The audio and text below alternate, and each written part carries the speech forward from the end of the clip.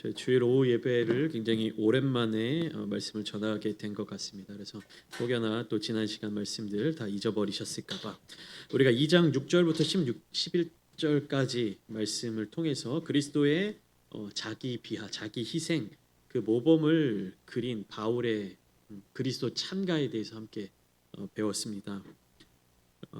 예수 그리스도께서 그렇게 살아가셨기 때문에 우리 또한 그러한 삶을 살아내자라고 하는 바울의 권면이 있었던 것이죠. 그러면 그렇게 살아갈 수 있는 사람들이 있는가라는 질문을 하게 되고요. 그렇게 살아가는 사람이 있다라는 대답을 오늘 본문을 통해서 함께 나누고 있는 것입니다. 예수의 모습을 닮아가는 자들이 그리스도인인데 과연 현실 속에서 정말로 예수님의 뜻대로 살아갈 수 있느냐, 정말로 예수님을 닮아갈 수 있느냐라는 질문에 대해서 바울이 그렇다라고 대답을 주는 거예요. 첫 번째로는 누구를 보면 알 수 있습니까? 바울 그 자신을 보면 예수 그리스도를 닮아 살아가는 것이 무엇인지를 알 수 있다. 그리고 두 번째, 나의 동역자들인 디모데와 에바브로디도를 보면 여러분들이 그 사실을 깨달을 수가 있을 것이다. 이렇게 빌립보 교회에게 이야기를 하고 있는 것이죠. 결국에 오늘 본문을 통해서 바울이 빌립보 교회에게 주는 핵심적인 메시지는 뭐냐면 12절에 나와 있는 것처럼 너희의 구원을 이루라라는 것입니다. 이 핵심적인 메시지를 바울은요 빌립보 교회에게 주고 있는 거예요. 너희의 구원을 이루라. 그러니까 이 구원이 무엇인지를 우리가 알아야 하는 것입니다. 우리가 흔히 성경 속에서 구원이다라고 이야기를 하면요, 개인의 영적인 회복 혹은 종말론적 자격의 획득, 그것을 이야기하는 것이 아니라 구원받았다라고 하는 것이요. 다른 곳에서는 우리가 천국의 백성, 하나님의 자녀가 된 어떤 자격을 부여하는 것을 의미하지만 오늘 본문 12절에 나와 있는 너희의 구원을 이루라라는 이 말은요, 그것을 이야기하는 것이 아니라 너희 공동체의 평안함을 이루어라라는 뜻입니다. 12절 말씀을 한번 자세히 볼까요? 그러므로 나의 사랑하는 자들아 너희가 나 있을 때뿐 아니라 더욱 지금 나 없을 때에도 항상 복종하여 두렵고 떨림으로 너희 구원을 이루라. 이것을 바울이 쓴 원어의 메시지로 다시 하면요, 너희 빌립보 교회가 너희 성도들이 나 없을 때에도 항상 복종하여 두렵고 떨림으로 너희의 연합을 이루어라, 너희의 화평을 이루어라, 평강을 나누어라라는 그런 의미입니다. 예, 중요한 것은 무엇입니까? 바울이 함께 있을 때든지 바울이 함께 하지 않을 때든지 항상 연합하여 평안함을 이루라는 것입니다. 근데 그 구원이라고 표현하는 이 연합을 어떻게 이룰 수 있는가? 그 조건이 달려 있어요. 뭐라고 되어 있습니까? 항상 복종하여 두렵고 떨림으로. 빌립보 성도들에게 보내는 편지잖아요. 빌립보 교회에 보내는 편지입니다. 그때 당시 사도 바울이 빌립보 교회에 보낸 이 편지를 오늘날의 우리들이 어떻게 해석하고 어떻게 적용할 수 있는가? 우리가 여기에 모인 교회로서 또 예수님의 제자된 삶을 살아가는 그리스도인으로서 어떻게 우리의 구원을 이룰 수 있을까라는 질문을 할 수 있어야 하는 것입니다. 항상 복종하여 두렵고 떨림으로 우리는 구원을 이루어야 하는 것입니다. 그러면 항상 복종하라는 이 메시지, 누구에게 복종하는가라는 질문을 할 수 있겠죠. 첫 번째는 하나님께 복종해야 하는 것입니다.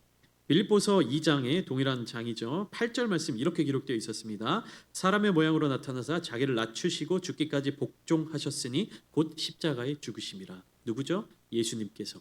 예수님께서 복종하신 모습을 바울이 먼저 이야기를 한 것입니다. 어떤 모습으로 어떻게 복종하셨습니까? 하나님이신 예수님께서 인간의 자리까지 내려오셔서 죽기까지 복종하셨다는 거예요. 그러니까 교회는 예수님의 모습을 따라 죽기까지 복종하는 자세를 가져야 합니다. 근데 예수님이 어떻게 죽으셨는지를 우리가 기억해야 하는 것이요. 예수님이 그냥 단순히 뭐 이렇게 처형당해서 죽으셨습니까? 물론 그 처형이고 그 과정들이 있는데요. 예수님은요 그냥 죽으신 것이 아니에요. 예수님께서 십자가에 달려 돌아가시기까지 그 과정들 또한 예수님의 죽음에 함께 포함되어 있는 것입니다. 그냥 우리는요 예수님께서 십자가에서 죽으셨다라는 사실만 기억해야 하는 것이 아니에요. 예수님이 그 십자가를 어떻게 지시고 십자가에 달리셔서 숨이 끊어지시기까지 어떤 고통과 어떤 모욕과 어떤 치욕과 부끄러움을 감당하셨는지를 기억해야 하는 것입니다. 그것이 예수 그리스도의 십자가를 기억하는 사람들의 자세인 것이에요. 단순히 예수님이 십자가에 달려 죽으셨다, 죄 없으신 분이 죽으셨다 이렇게 기억하는 것이 아니라 죄 없으신 분이 하나님이신 예수님께서 인간의 자리까지 낮아지셨고 그분이 당하지 않아도 될 고난과 치욕과 부끄러움과 아픔을 겪어내셨다라는 것입니다. 그러니까 우리 또한 죽기까지 복종한다라는 말은요, 우리가 하나님의 뜻을 따르는 일에 있어서 내가 감당해내야 되는 아픔과 고난과 고통과 부끄러움과 치욕을 감내할 수 있어야 한다는 것입니다. 그리고 중요한 것은 두 번째로는 또 누구에게 복종해야 하냐면요, 서로가 서로에게 복종해야 하는 것입니다.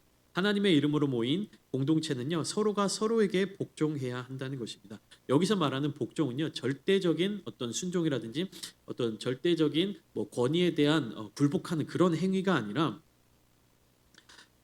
바울이 쓴 편지 중에 하나이죠. 또 에베소 교회에 보내는 편지. 에베소서에 보면 이 복종에 대한 의미가 구체적으로 나와 있습니다. 에베소서 5장 21절을 보면 그리스도를 경외함으로 피차 복종하라라는 말씀을 시작으로요, 아내와 남편과의 관계, 그러니까 아내가 남편에게 복종하는 것, 그리고 남편이 아내를 어떻게 사랑해야 하는 것, 부모와 자녀 관계, 자녀 간의 관계, 자녀들이 부모에게 어떻게 순종해야 하는지, 부모들이 어떻게 자녀들을 노엽게 하면 안 되는지, 그리고 종과 상전의 관계에 있어서도 이것이 단어의 표현은 조금씩 다르지만 결국엔 무엇입니까? 서로가 서로에게 복종한다라는 의미인 것이죠.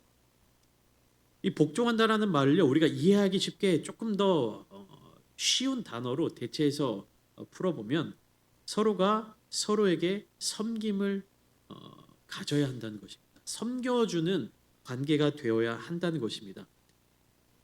잘 생각해 보면 누군가가 섬기는 사람이 있으면요, 섬김을 받는 자가 있기 마련입니다. 그러니까 우리가 이렇게 얘기할 때도 때리는 자가 있으면 맞는 자가 있는 거잖아요. 근데 여기에서 바울이 이야기하는 복종이라고 하는 것은요, 누군가가 복종하고 누군가는 그것을 권위를 세우고 이런 개념이 아닙니다. 그러니까 서로가 서로에게 복종한다는 것은요, 만약에 두 사람이 있으면 두 사람 다 섬기는 자가 되는 것이, 세 사람이 있으면 세 사람 다 섬기는 자가 되는 것입니다. 그러니까 섬기는 자가 한 명 있다고 해서 섬김을 받는 자가 한 사람이, 두 사람의 관계가 그렇게 되는 것이 아니라 섬기는 자가 두 명이 있어야 된다는 것이, 무슨 말씀이신지 이해되십니까? 그러니까 관계에 있어서 내가 누군가를 섬기면 그 사람은 섬김을 받는 사람이다, 이런 개념으로 하는 것이 아니라요, 우리가 서로 인사를 나눌 때도 여기서 안녕하세요 하면 서로 안녕하세요 하듯이 섬기는 자와 섬기는 자가 함께 공동체를 이루어 가야 된다는 것입니다. 다시 말하면 교회라고 하는 공동체에 우리가 모여서요, 내가 어떤 목적을 가지고 있는가, 내가 이 교회에서 무엇을 해야 하는가라는 질문을 던졌을 때 나는 섬기는 자가 되어야 한다라는 것입니다. 우리가 전도할 때, 그 다음에 교회에 정착하는 이제 초신자들을 볼 때는요, 그분들은 섬김을 받는 자들로 옵니다. 왜냐하면 세상에서 받지 못한 사랑, 세상에서 받지 못한 관심, 세상에서 누릴 수 없었던 어떤 부족한 것들이 이 교회 가운데 있기 때문에 그런 섬김을 통하여서 이 교회 자리 가운데 나올 수가 있는 것이요. 근데 그러한 사람이 예수님을 만나고 주님의 제자가 되고 주님의 사람이 되면 어떻게 변화되는 겁니까? 섬김을 받는 위치에서 섬기는 자가 되는 것입니다. 그러니까 우리는요, 이 교회 안에서요, 서로 사랑으로 복종하는 자들, 사랑으로 섬기는 자들이 되어야 하는 것입니다. 왜 그러면 우리가 섬겨야 하는 것인가라는 질문을 또 할 수가 있는데요. 그 질문에 대한 대답이 13절과 14절에 나타나고 있습니다. 무엇이냐면요, 하나님의 기쁘신 뜻을 위한 것이에요. 하나님의 기쁘신 뜻을 위한 것. 그것을 위해서 우리는 섬길 수 있는 것입니다. 내가 섬김을 받는 것은요, 누가 기쁜 겁니까? 내가 기쁜 겁니다. 내가 무엇인가를 얻는 것은요, 내가 기쁜 것이에요. 근데 내가 섬길 수 있는 것은요, 내가 기뻐하는 삶을 살아가는 것이 아니라 하나님을 기쁘시게 해드리는 삶을 살 때에 우리는 섬길 수 있는 것입니다. 그러니까 그리스도인이라고 하면요, 우리가 하나님 나라의 백성이다라고 이야기를 하면요, 하나님을 의식하고 살아야 하는 것이에요. 나의 행동이나 모습이 하나님께서 기뻐하시는 모습인지를 늘 기억하고 살아야 하는 것입니다. 13절 보시면 이렇게 시작하죠. 너희 안에서 행하시는 이는 하나님이시니. 이 말은 무엇이냐면 성도가 하나님께 복종하는 마음으로 하나님의 뜻대로 행하기로 결단하며 다짐하며 살아갈 때 하나님은 기뻐하신다는 것입니다. 내가 무슨 말을 할 때, 내가 무슨 행동을 할 때 이것이 하나님께서 기뻐하시는 일인지, 이것이 하나님께서 원하시는 일이신지, 하나님이 행하시고자 하는 일인지를 우리는 늘 기억해야 한다는 것입니다. 그런데 내가 무슨 행동을 할 때마다 그것을 생각하고 행동하고 무엇을 생각하고 움직이면요, 움직이기가 쉽지가 않아요. 그렇기 때문에 우리가 갖춰야 될 것은 무엇이냐? 우리의 체질을 하나님의 자녀로, 하나님의 백성으로 바꾸어야 한다는 것입니다. 그러니까 우리가 무엇인가가 습관이 든다라고 할 때 어떻습니까? 습관이라고 하는 것은 내가 특별히 고민하고 생각하고 계획하고 움직여지는 것이 습관이 아닙니다. 그냥 자연스럽게 나도 모르는 사이에 이루어지는 태도가 습관이 되는 것이에요. 그러니까 나의 모든 행동과 나의 모든 언어와 나의 모든 말이 하나님께서 기뻐하시는 말과 행동과 모습이 되려면요, 나의 모든 행동이 하나님께서 기뻐하시는 모습으로 습관화되어야 하는 것입니다.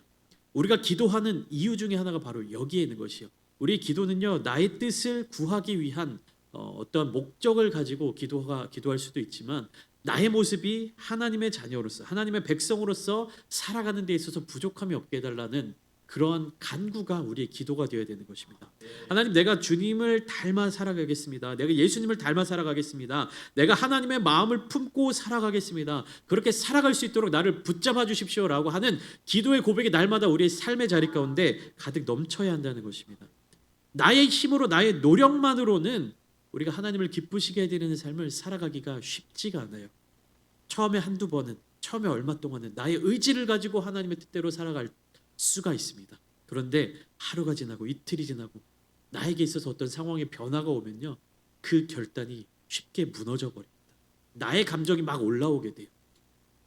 그러나 나의 감정과 나의 상황과 나의 처지가 어떠하든지 간에 상관없이 내가 하나님의 자녀로서, 내가 그리스도를 따르는 제자로서의 모습을 가지고 살아가는 방법은 무엇입니까? 나의 삶이 하나님의 뜻대로 습관화되는 것입니다. 반드시 여러분들 기도하실 때, 우리 날마다 모여서 기도하시고 새벽마다 기도하실 때 내가 하나님의 기뻐하시는 사람이 되게 해달라는 그 기도를 반드시 하셔야 되는 겁니다. 그 기도가 빠지면요, 우리의 기도는 힘이 없어지는 것이, 내가 누구인지, 나의 정체성이 무엇인지를 정확하게 정의 내리지 않은 채 단순히 그냥 중얼중얼하는 그런 중언부언하는 기도로서 우리의 기도가 이루어져서는 안 된다는 것입니다. 내가 하나님의 자녀이자 내가 예수 그리스도를 따르는 제자입니다라는 정체성을 확고히 하고 내가 날마다 나의 삶의 모습과 태도가 하나님을 나타내는 모습이 되겠습니다라는 결단이 우리의 기도 가운데 포함되어 있어야 합니다. 어떻게 하면 그렇게 할 수 있습니까? 내가 내 마음의 주인, 내가 내 정신의 주인이 아님을 인정할 때 그렇게 할 수 있습니다. 나의 마음의 주인의 위치에 하나님을 모시고 살아갈 때 우리는 그렇게 살 수 있습니다. 그 자리를 내어드릴 때 하나님이 행하시는 거예요. 내가 그 마음의 주인의 자리 가운데 머물러 있으면요, 내가 행동하는 겁니다. 그러나 내 마음의 주인의 자리에 내가 내려와서 내 마음의 한 자리에 주님을 모시고 하나님을 모실 때 하나님께서 행하게 하시는 그런 삶을 살아내는 것입니다. 그러니까 하나님이 행하시는 성도는 어떠한 모습을 나타낼 수 있습니까? 14절 말씀. 하나님의 뜻대로 하나님이 움직이시는 성도는 어떠한 열매가 나타나느냐가 14절 말씀인데 짧습니다. 우리 함께 읽어보겠습니다. 시작. 모든 일을 원망과 시비가 없이 하라. 아멘. 하나님이 행하시는 성도는 이 14절 말씀과 같이 모든 일을 원망과 시비가 없이 하게 되는 것이요. 이것을 다른 말로 이야기하면 열매가 맺어진다는 것. 원망하는 것, 시비 거는 것, 이것은요 세상의 속성이며 마귀의 성격입니다. 여기에서 원망이라는 말이 나와 있는데요, 원망이라는 말의 원어를 살펴보면요 어떤 의미를 가지고 있냐면 불만스러워서 계속 수군거린다라는 뜻을 가지고 있습니다. 이 말은요 우리가 수요일마다 나누고 있죠, 출애굽기를 나누고 있는데요, 출애굽 당시에 이스라엘 사람들의 모습을 연상시킵니다. 어떤 모습을 가지고 있습니까? 계속해서 그들의 지도자인 모세를 원망하고 그의 리더십과 명령에 대해서 시비를 걸고 대항하는 모습을 보이고, 모세를 원망하는 것은 곧 누구를 원망하는 겁니까? 하나님을 원망하는 모습이었죠. 그 결과가 어떻게 됩니까? 이스라엘 출애굽 1세대들은요. 여호수아와 갈렙을 제외한 모든 사람들이 구원의 땅, 약속의 땅 가나안에 들어가지 못한 채 광야에서 멸망을 당했습니다. 좋은 열매, 하나님의 백성으로서의 열매를 맺지 못하고 원망과 시비를 가지고 살아갔던 모든 사람들은요. 광야에서 다 멸망을 당했어요. 고라 자손의 일을 우리가 기억할 수 있습니다. 모세의 부족한 모습들, 그들이 볼 때 모세에 대하여 마음에 안 드는 그런 태도들을 보았을 때 어떻습니까? 모세는 지도자의 자격이 없다, 리더의 자격이 없다라고 했을 때 땅이 입을 벌려서 그들을 삼켜버렸어요. 우리가 그런 생각을 할 때가 많이 있어요. 저 사람이 하는 짓을 보면 원망을 안 할 수가 없다. 미운 짓만 골라서 한다. 혹은 뭐 세상에서도 우리가 일하면서 얼마나 이런 일을 많이 겪습니까? 저 사람이 먼저 나를 괴롭혔다. 저 사람이 먼저 나에게 시비를 걸었다. 그러니까 원망과 시비에서는요, 항상 누가 먼저 합니까? 내가 먼저 합니까? 아니죠. 상대방이 먼저 하죠. 여러분들, 여기 계신 여러분들 먼저 원망하거나 먼저 시비 거십니까? 여러분들 원망할 만한 이유가 있으니까 원망하지 않으십니까? 항상 그 이유가 나타나죠, 여러분들. 저도 원망 많이 했던 사람입니다. 원망도 많이 하고. 그런데 원망할 때마다 여러분들 어떻습니까? 저도 그렇지만 원망할 만한 이유가 있죠. 누군가 나를 시비 걸 때 시비 거는 사람들이 있죠. 그런데요, 그리스도인들은요, 그러한 말을 해서는 안 돼요. 저 사람이 하는 짓이 원망을 부른다. 저 사람이 나한테 먼저 시비를 건다. 이 말은요, 맞는 말일 수는 있어요. 맞는 말일 수 있는데요, 그리스도인들이 해서는 안 되는 말입니다. 왜 그렇습니까? 제가 여러 차례 강조드렸죠. 그리스도인들은 낙심할 만한 상황을 겪게 될 때 무엇을 선택해야 된다고 합니까? 낙심하지 않는 것을 선택한다라고 말씀드렸죠. 우리는 세상을 살아가기 때문에 세상의 속성으로서 나타나는 수많은 사건들을 겪으면서 살아갈 수밖에 없습니다. 누군가 나를 원망하게 될 때, 또 내가 누군가를 원망할 수밖에 없는 상황에 누군가와 시비가 걸리고 누군가와 다툼이 있을 만한 상황이 반드시 생깁니다. 그런 사건들이 없이 살아가는 사람은요, 아마 아무도 없을 겁니다. 자기 혼자 살아가는 사람들, 아무도 만나지 않고 자기 혼자만의 세상에서 살아가는 사람들 외에는요, 반드시 원망할 만한 일, 시비를 걸 만한 일들이 생겨납니다. 그런데 그리스도인들은요, 그런 상황 속에서 무엇을 선택하느냐, 무엇을 선택해야 하느냐, 그것이 그리스도인들의 정체성을 나타내는 것입니다. 그래서 바울은요, 이 빌립보서를 통해서 빌립보 교회 성도들에게 하나님의 기쁘신 뜻을 위한 그런 삶을 살아내고 그 삶을 통하여서 귀한 열매들을 맺기를 소망한다라고 이야기를 하고 있는 것이에요. 어떠한 소망을 가지고 어떠한 열매들이 맺어지는가? 15절부터 18절까지는요, 하나님의 기쁘신 뜻을 위한 삶을 살 때 어떤 열매들이 맺어지는가에 대해서 바울이 기록하고 있습니다. 15절 말씀 보면 세상 가운데 빛으로 나타나게 됩니다. 하나님의 뜻대로, 나의 뜻이 아니라 하나님의 기쁘신 뜻대로 살아갈 때에 그리스도인들은요, 세상의 빛으로 나타나게 됩니다. 벌써 한 2주 정도 지났죠. 10월 27일 연합 예배, 우리가 서울에서 광화문에서 시청 앞 광장에서 모여가지고 전국에 있는 교회들이 모여서 함께 포괄적 차별금지법 반대를 위한 연합 예배를 함께 드렸습니다. 어떻습니까? 그 행사를 기획하고 그 일들을 진행해 나갈 때 그 일을 주최하셨던 목사님들이 굉장히 수많은 어려움들을 겪었다고 하는 것이에요. 왜 나서서 그렇게 하는 것이냐? 잘못된 일이다. 뭐 그걸 정치적으로 연결하느냐? 수많은 어려움들이 있었지만 끝끝내 밀고 나가서서 그 연합 예배를 이룰 수 있었던 원동력이 어디에 있었다고 고백하냐면, 이것이 나의 사람의 의를 위한 일이 아니라 하나님의 뜻을 위한 일이었다라는 고백이 있는 것이에요. 그러니까 하나님의 뜻을 위한 일이 이루어질 때 어떤 열매로 나타나냐면 세상 가운데 빛의 역할을 하게 되는 것입니다. 포괄적 차별금지법, 정말 이 말도 안 되는 이 악법이 세상 사람들 눈에는 아름다워 보이는 법이 아니라는 것이요. 세상 사람들도 자기의 자녀들이 올바르게 자라기를 원하고요. 자기의 후손들이, 자기의 가족들이 정말로 정상적인 그런 삶의 자리 가운데서 살아가기를 원하는 거예요. 근데 미디어에서 막 차별하면 안 된다, 뭐 미디어에서 소수자도 존중해야 한다, 그런 여론을 막 만들어갈 때 세상 사람들도 이게 뭐지? 내가 틀린 건가? 내가 잘못 생각하고 있는 건가? 정말 받아들여야 되는 건가? 하지만 이거는 정말 잘못된 거라고 생각하는데 그런 마음을 가진 분들이 너무나도 많았다는 거예요. 그런데 기독교가 딱 중심을 잡고 이것은 잘못된 법입니다라고 연합해서 집회를 하고 예배를 드리니까 어떻습니까? 그런 유튜브 영상들을 제가 다 보니까요. 믿지 않는 그리스도인들이요, 이 사건을 통해서, 이 연합 예배를 통해서 교회의 희망, 소망을 갖게 되었습니다. 세상의 사람들이 할 수 없는 일들이 교회가 그 진리를 붙잡고 세상의 빛의 역할을 한다라는 그러한 소망을 저는 얻게 됐어요. 얼마나 이 교회에 대한 이미지라든지 교회에 대한 평판이 세상에서 얼마나 이렇게 안 좋아졌습니까? 교회가 어딜 가든 욕을 먹고 막 특히 코로나 시기 가운데 교회에서 뭐 코로나가 더 뭐 퍼져 나간다, 교회가 뭐 정부의 정책에 협조하지 않는다, 얼마나 이 교회를 타겟으로 잡고 공격을 많이 들어왔습니까? 그때 교회들의 태도가 어땠습니까? 아 그래, 최대한 협조해 주자. 아 그래, 그냥 거스르지 않게 그렇게 하자. 그래, 우리가 그냥 세상의 어떤 그런 사람들 뭐 분위기나 그런 거에 좀 맞춰가자.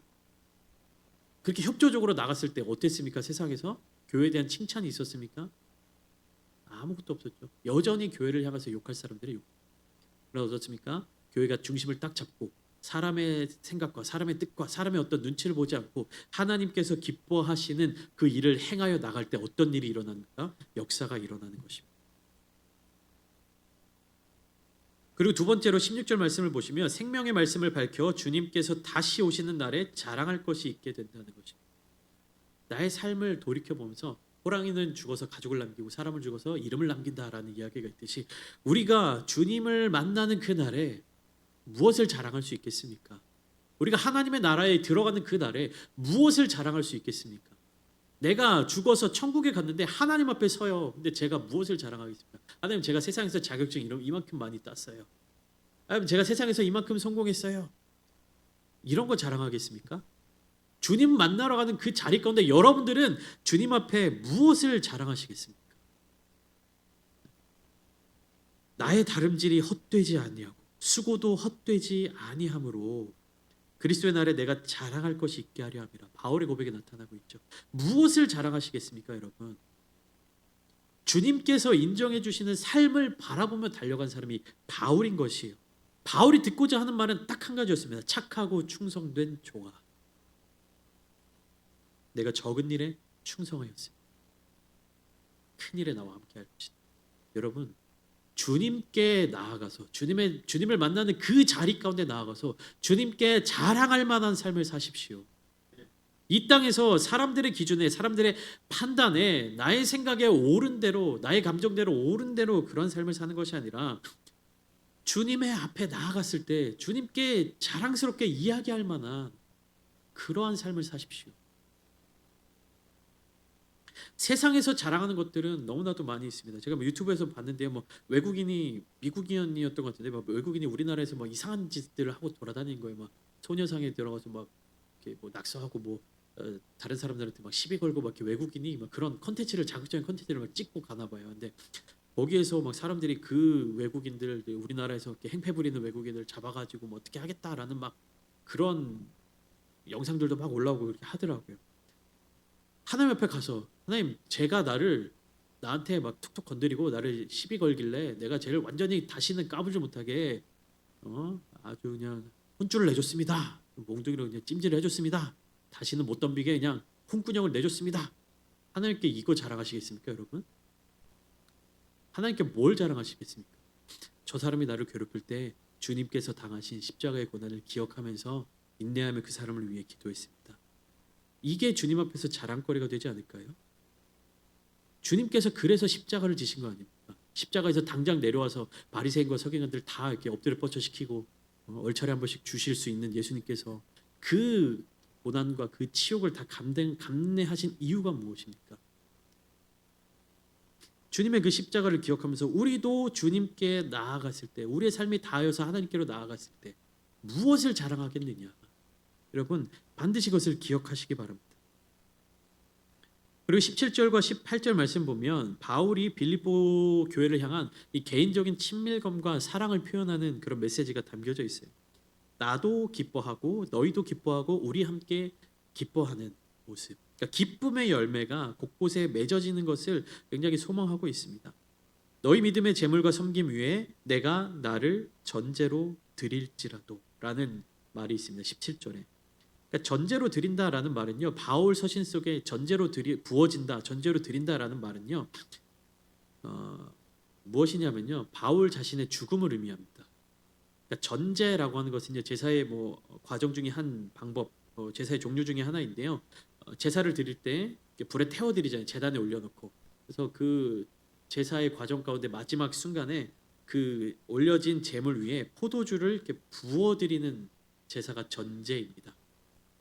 그러니까 붓는 제사가 전제예요. 근데 이 포도주를 붓는다는 것은요. 결국 무엇을 의미하냐면 피가 부어진다라는 것을 의미합니다. 그래서 바울 서신에서 전제로 부어진다, 전제로 드려진다라는 것은요. 자신의 생명을 바친다라는 의미입니다. 바울이. 그러니까 선교 사역을 하면서 전도 사역을 하면서 자기의 목숨이 다한다라는 것을 상징하는 것이에요. 바울이 지금 어떤 상황이 있습니까? 이 빌립보서를 쓸 때 로마의 감옥에 갇혀 있는 겁니다. 왜 갇혔습니까?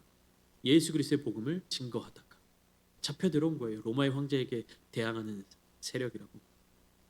그런데 바울이 지금 무엇을 이야기하고 있냐면 내가 나의 생명이 다하더라도 나는 기뻐하고 너희 무리와 함께 기뻐한다. 왜 그럴 수 있습니까? 빌립보 교회에 믿음의 재물과 섬김이 있기 때문에. 그래서 나의 생명이 다하더라도 기뻐할 수 있다라고 고백하는 것입니다. 시간이 많이 지나서 좀 마무리를 하려고 하는데요. 19절 말씀부터 30절 말씀까지는요. 두 사람의 동역자에 대한 소개를 하고 있습니다. 바울이. 19절부터 24절까지는 디모데를 통한 소망의 확신을 보내주고 있고요. 25절부터 30절 말씀까지는 에바브로디도를 통한 이 소망의 확신을 보내주고 있습니다.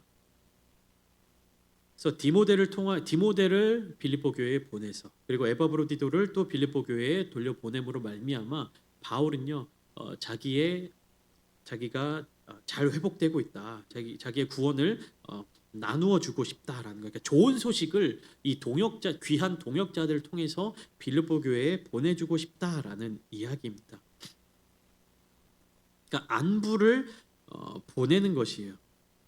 그런데 이 안부라고 하는 것이 무엇이냐면요. 어떤 사람이 탈없이 편안하게 지내는지 그렇지 않은지에 대한 소식 또는 인사로 그것을 전하거나 묻는 일이라고 되어 있습니다. 근데 오늘날은 우리가 워낙에 핸드폰이라든지 전화기가 잘 되어 있으니까 전화만 하나 딱 들어서 띠리리리 하면 잘 지내요 하고 안부를 물을 수 있어요. 근데 이 바울 당시의 안부는요. 어떻게 물어야 됩니까? 내가 직접 가든지 누군가를 대신 보내든지. 그러니까 사람이 움직여야 안부를 물을 수가 있는 것이.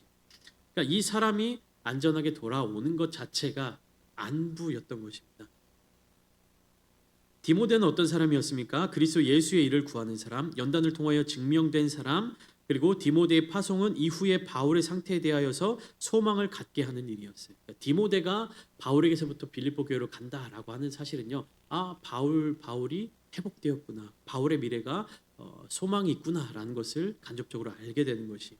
에바브로디도는 어떤 사람이었냐 하면 빌립보 교회에서 바울을 위하여서 파송한 사람이에요. 바울이 나이도 있고 이제 옥생활도 하고 선교 사역을 하면서 여러 가지 힘든 일이 있지 않습니까? 그러니까 바울의 어떤 수발을 들어주는 어떤 시중과 같은 수족처럼 움직일 수 있는 그런 바울을 위하여서 섬기도록 빌립보 교회에서 보낸 사람입니다.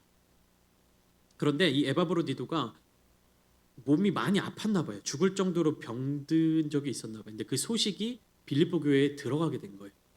우리가 바울을 위해서 이렇게 파송한 이 에바브로디도가 무슨 일이 있는지 모르겠지만 아플 정도로 죽을 정도로 병에 걸렸다라는 소식이 들어간 거예요. 그러면 교회에 있어서는 얼마나 근심이 되겠습니까? 두 가지로 근심이 되겠죠. 에바브로디도의 건강 때문에 또 근심이 될 것이고 또 이 에바브로디도가 몸이 약해지고 병들었기 때문에 또 바울을 제대로 섬기지 못할 것에 대한 근심도 있고 여러 가지 마음의 어려움들이 있게 됐을 거란 말입니다. 근데 에바브로디도가 하나님의 긍휼하심으로 하나님의 은혜로 말미암아 완전히 회복되었다라는 것을 빌립보 교회 성도들에게 보여주고 싶었던 것이에요. 그러니까 이 바울이 빌립보서를 쓸 때에는 어떤 상황입니까? 에바브로디도가 건강한 상황인데 그 소식이 빌립보 교회에는 아직 도달하지 않은 상태. 그러니까 그것을 잘 기억해야 되는 거예요. 오늘날에는 전화해가지고 나 몸 다 나았어, 나 다 몸 나았어 이렇게 그냥 바로바로 얘기해 줄 수 있지만 그때 당시에는 사람이 가야 되죠. 편지가 가야 되죠.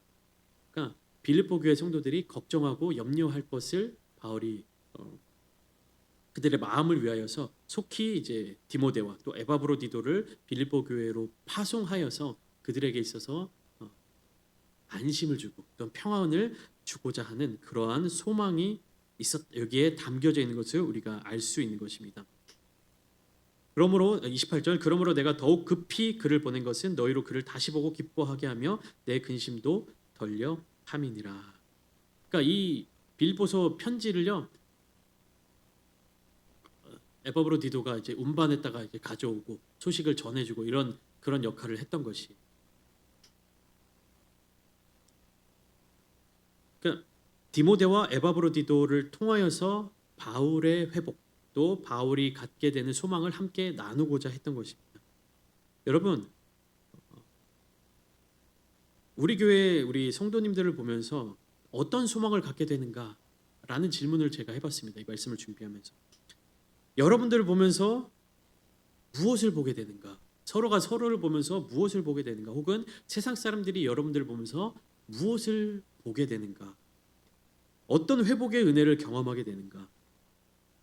우리의 삶이 나를 내어드림으로 말미암아 나의 생명까지 내어드림으로 말미암아 하나님의 나라를 이루고자 하는 열정이 있는가? 예수 그리스도의 십자가를 기억함으로 말미암아 나의 모든 것들을 내어드려서 정말 하나님의 나라를 세워가고자 하는 그런 열정이 있는가? 아니면 내가 왕이 되는 나의 나라를 세워가고자 하는 그러한 열정만 있는가? 우리는 어떤 열매를 가지고 있습니까? 나의 의지대로 살아가고 있습니까? 아니면 하나님의 의지대로 살아가고 있습니까? 바울은 죽음을 앞두고 있는 그 순간 가운데서도 두렵고 떨림으로 빌립보 교회의 구원을 이루기를 소망했습니다. 빌립보 교회의 연합을 이루기를 소망했습니다. 그 말씀을 계속해서 묵상하고 계속해서 나누고 있는 우리들의 삶의 자리 가운데 과연 하나님께서 기뻐하시는 일은 무엇인지 이 시간 함께 기도하실 때 나의 마음과 나의 뜻과 나의 의지를 내려놓고 나의 삶을 통해서 하나님의 뜻을 이루어 주시옵소서. 정말 내가 하나님의 자녀로서 예수 그리스도를 닮아가는 제자로서의 삶을 온전히 살아내기를 원합니다. 그렇게 기도하며 나아가실 때 하나님의 크신 은혜가 여러분들 가운데 함께 하시기를 간절히 축원합니다.